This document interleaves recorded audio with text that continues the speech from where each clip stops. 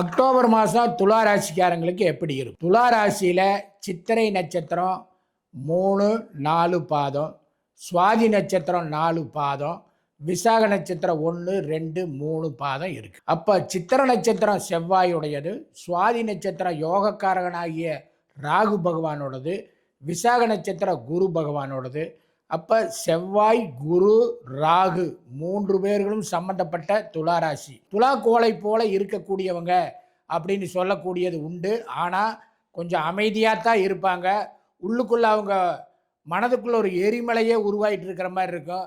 பேசுனா நறுக்குன்னு பேசி போடுவாங்க. அந்த மாதிரி ஆளுங்க இந்த துலா ராசிக்காரங்க. பார்க்கறக்கு அமைதியாக இருப்பாங்க, எதையும் கேட்டுட்டு இருப்பாங்க பொறுமையாக. சொல்கிறாங்கல்ல, ஒரு வாசகனாலும் திருவாசகமாக சொல்லிட்டேன்னா நச்சுன்னு பேசக்கூடியவங்க. சுக்கிர தசை நடக்கக்கூடியவங்களுக்கு எல்லாமே இந்த துளாராசிக்காரங்களுக்கு நடந்துட்டு இருக்குது அப்படின்னா அது ஒரு யோகமான ஒரு தசை இந்த காலகட்டத்தில். அதனால துளாராசிக்காரங்க பொறுத்த வரைக்கும் பணத்துக்கு கவலைப்பட வேண்டிய சூழ்நிலை உருவாகாது. தொழிலில் ஒரு மேன்மை கொடுக்கக்கூடிய காலகட்டம். அதே மாதிரி துளாராசிக்கார குழந்தைங்க எள்ளுன்னா எண்ணெயாக நிற்கக்கூடிய அளவுக்கு இந்த மாதத்தில் கொஞ்சம் சுறுசுறுப்பாக இருப்பாங்க.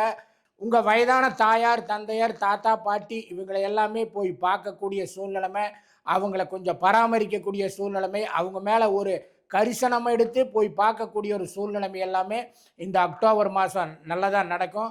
உற்றார் உறவினர்கள் எல்லாமே உங்களை கொஞ்சம் உயர்வாக பேசக்கூடிய வாய்ப்புகள். பரவாயில்லைங்க, ரொம்ப நல்ல குடும்பம் நடத்துகிறாருங்க, எங்கள் மருமகனுக்கு என்ன, எங்களுடைய மாமனுக்கு என்ன அப்படின்னு சொல்லக்கூடிய அளவுக்கு உறவுகளை சொல்லி பாராட்டக்கூடிய அளவுக்கு இந்த துளாராசியில் இருக்கக்கூடியவங்களுக்கு இந்த அக்டோபர் மாதம் நல்லா நடக்கும்.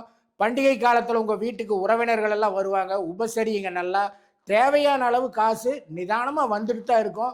சுத்தமாக ஒன்றுமே இல்லாமல் போச்சுங்க, கடன் வாங்கணுமா, கடன் வாங்காமல் தவிர்த்துக்குங்க. கண்டிப்பாக அதுக்கு உண்டான அளவான வசதியான வாய்ப்புகளுக்கு உண்டான பணம் வந்துட்டு தான் இருக்கும்.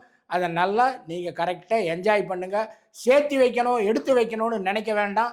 செலவுக்கு எனக்கு காசு வந்துருச்சு, அது அளவுக்கு அடங்கிருச்சு, பரவாயில்ல அப்படின்னு திருப்திப்படக்கூடிய வாரம் தான் அக்டோபர் மாதம். இந்த 12 ராசிகளுக்கு உண்டான பலன், பொது பலன் தான் நான் இப்போ சொல்லியிருக்கேன். அக்டோபர் மாதத்துக்கு ஒவ்வொருத்தருடைய தனிப்பட்ட ஜாதகத்தில் இருக்கக்கூடிய கிரக அமைப்புகள் இதையெல்லாம் வச்சு தான் முக்கியமாக முடிவு பண்ண முடியும். அதுபோல் உங்களோட தனிப்பட்ட வாழ்க்கையில் உங்கள் ஜாதகத்தில் எப்படி எதிர்காலம் இருக்குது, என்னென்னங்கிறத பற்றி தெரிஞ்சுக்க விருப்பப்பட்டீங்க அப்படின்னு சொன்னால் கீழே இருக்கிற நம்பருக்கு கான்டாக்ட் பண்ணுங்கள்.